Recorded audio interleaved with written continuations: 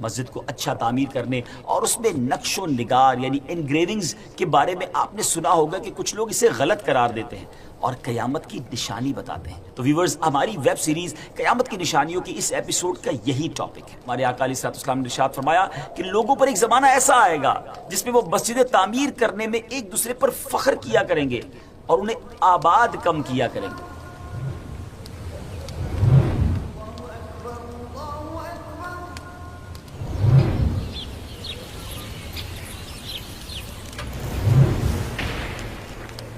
السلام علیکم ورحمۃ اللہ وبرکاتہ۔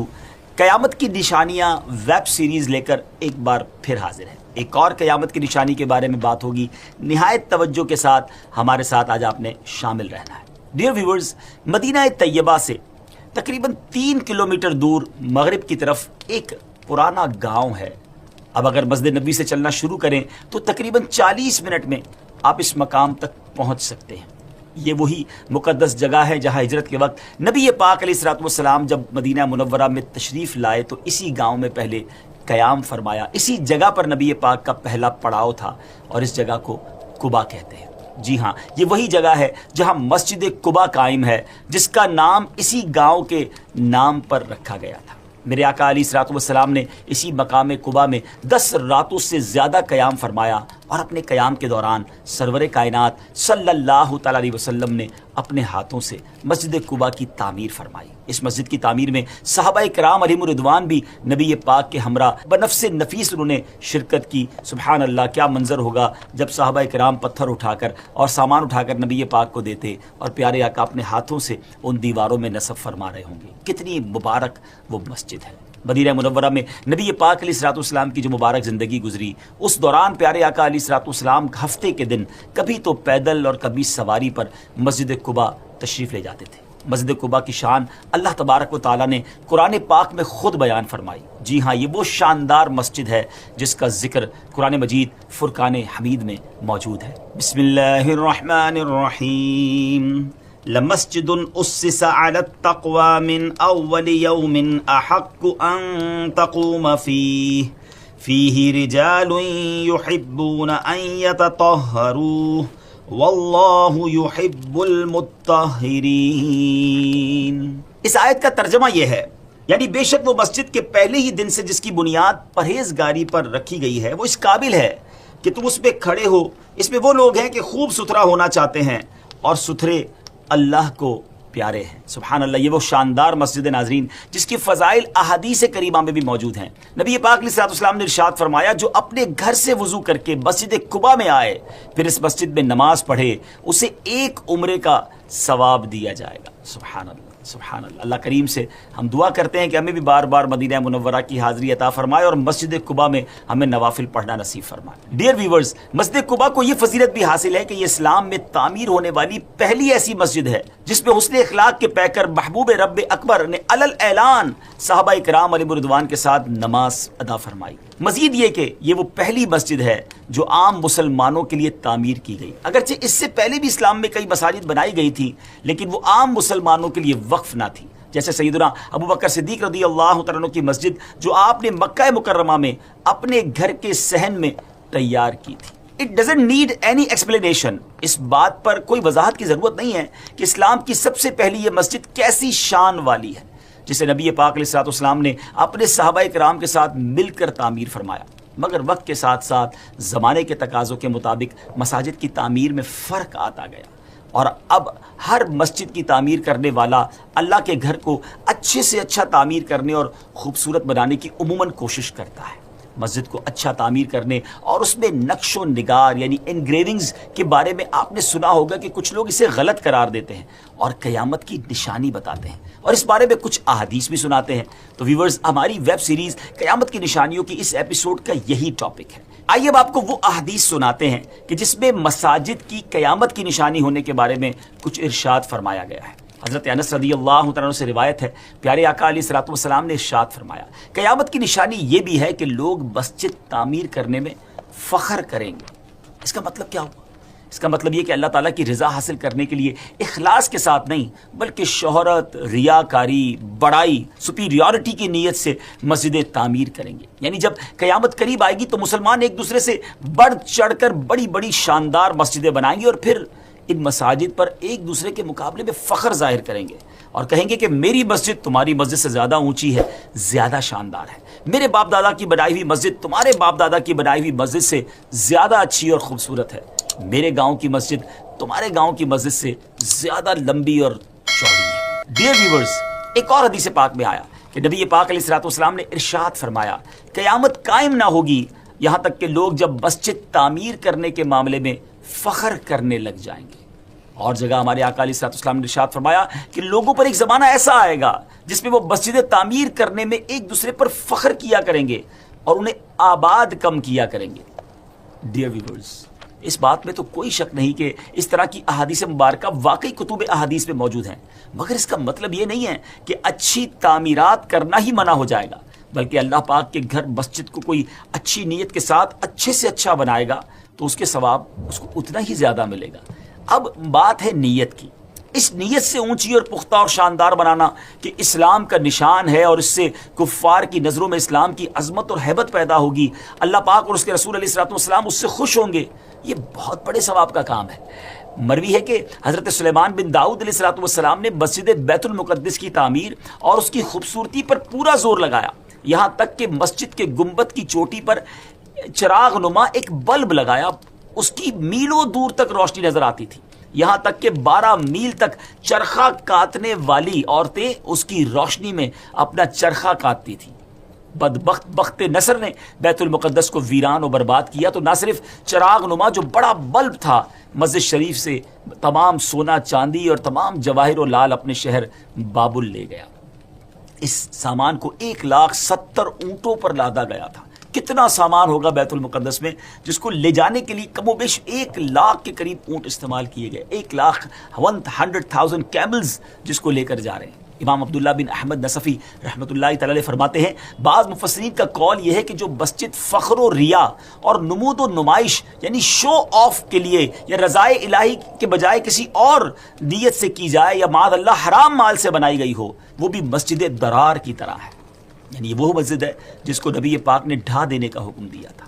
آج بھی ایسے لوگ موجود ہیں جنہیں عالی شان مسجد تعمیر کرنے پر اور زیادہ مساجد بنانے پر ایک دوسرے سے فخر کا اظہار کرتے ہوئے دیکھا گیا ہے. ان کے دلوں کا حال تو اللہ ہی جانتا ہے، خود انہیں اپنے دلوں کا حال اچھی طرح معلوم ہونا چاہیے. اگر انہوں نے اللہ تعالیٰ کی رضا حاصل کرنے اور اس کی عبادت کرنے میں مسلمانوں کو سہولت پہنچانے کی نیت سے عالی شان سپلینڈڈ بیوٹیفل خوبصورت مسجد بنائی ہے تو ان کا یہ عمل لائق تحسین ہے اور اجر و ثواب کا انشاءاللہ باعث ہوگا. اور اگر ان کی نیت یہ نہیں ہے بلکہ خوبصورت مساجد سے بھی معاذ اللہ ریاکاری، شو آف، پراؤڈ، فخر، بڑائی کا اظہار مقصود تھا اور زبان سے لوگوں کے سامنے یہ کہتے ہیں کہ ہم نے اللہ کی رضا کے لیے کیا ہے، تو انہیں چاہیے کہ جو حدیثیں سنی ابھی ہم نے ان سے وہ نصیحت حاصل کرنے کی کوشش کریں، اپنی نیت کی اصلاح کریں. لیکن یاد رہے ویورز، کسی کے دل کا حال ہم نہیں جانتے. ہمارے پاس کوئی ایسا پیرامیٹر نہیں ہے کہ ہم کسی کو دیکھ کر یہ کہہ سکیں کہ یہ بڑائی کے لیے، فخر کے لیے، شو آف کے لیے عمل کر رہا ہے.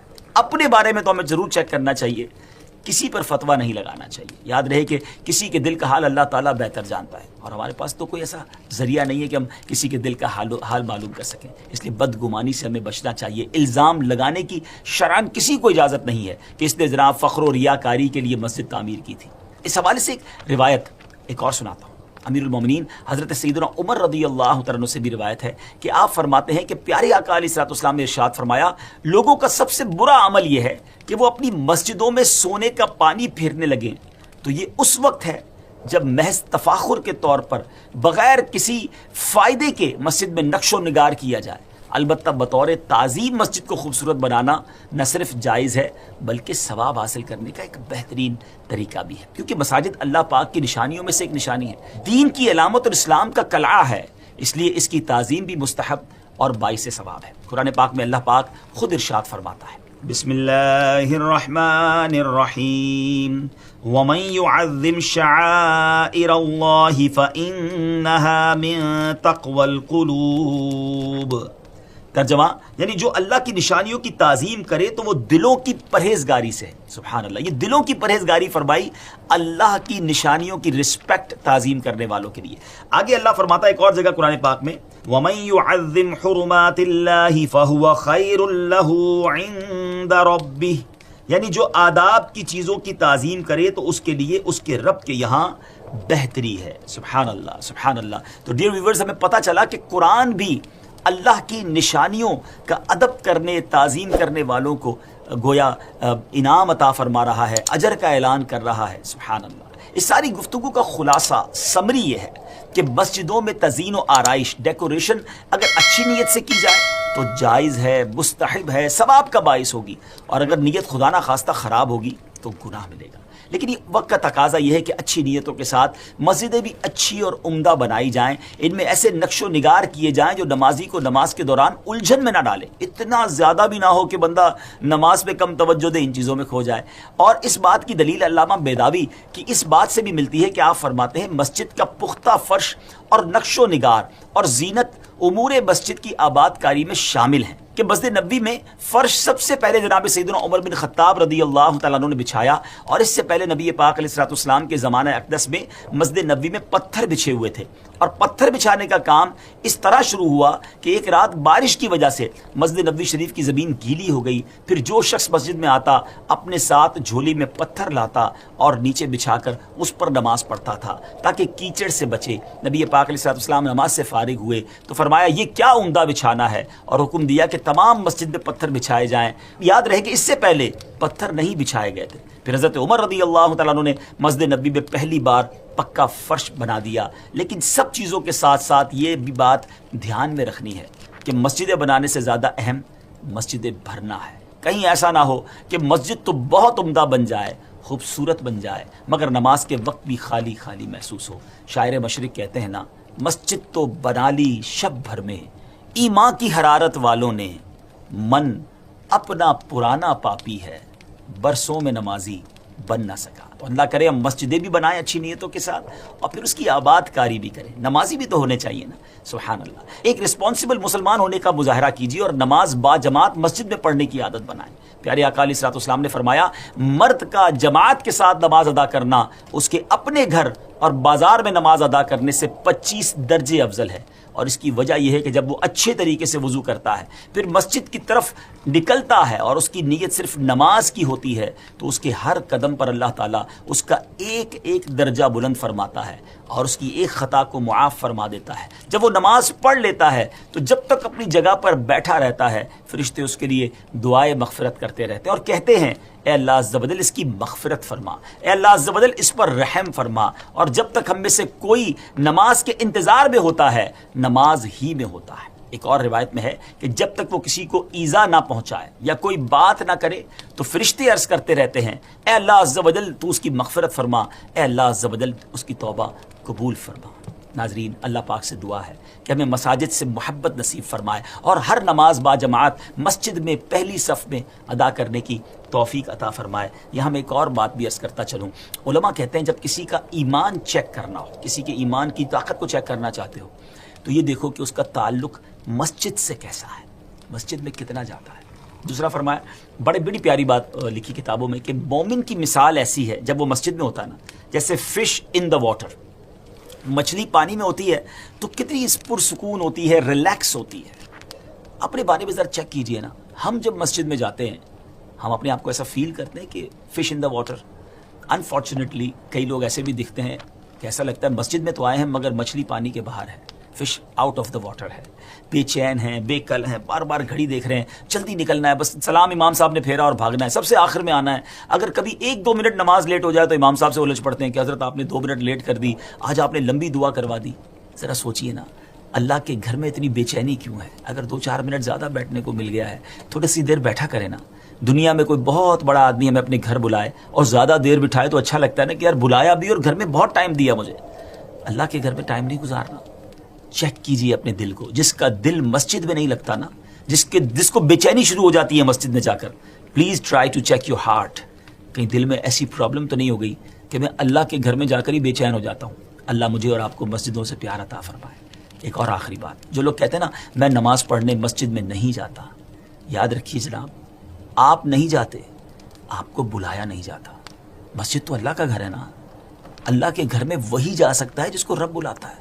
اگر آپ نہیں جاتے نا مسجد میں تو توبہ بھی کریں ساتھ اللہ سے کہ اللہ میں اتنا گناہ گار ہو گیا کہ اب تیرے گھر کا مہمان بھی نہیں بن سکتا۔ تو یاد رکھیے مسجد سے دوری اچھی نہیں ہے، جب وہ کریم کا گھر ہے۔ آپ کے گھر میں جب کوئی مہمان آتا ہے تو آپ کی کیا فیلنگز ہوتی ہیں؟ ہم اپنے مہمان کو خوش کر کے بھیجنا چاہتے ہیں نا، everybody try to respect his guest and try to, اس کی ہم خدمت کرنا چاہتے ہیں کہ وہ خوش ہو کر جائے، وہ ہیپی ہو کر جائے۔ جب اللہ کے گھر میں جائیں گے تو اللہ خوش کر کے نہیں بھیجے گا، ہماری جولیاں بھر کے نہیں بھیجے گا۔ تو مسجد جایا کریں، بیٹھا کریں، ریلیکس وہاں جا کر رہیں اور خوب عبادت کریں۔ اللہ کرے دل میں اتر جائے میری بات۔ اگلے پروگرام میں ایک اور قیامت کی نشانی لے کر حاضر ہوں گے، دعاؤں میں یاد رکھیے گا۔ السلام علیکم ورحمۃ اللہ وبرکاتہ۔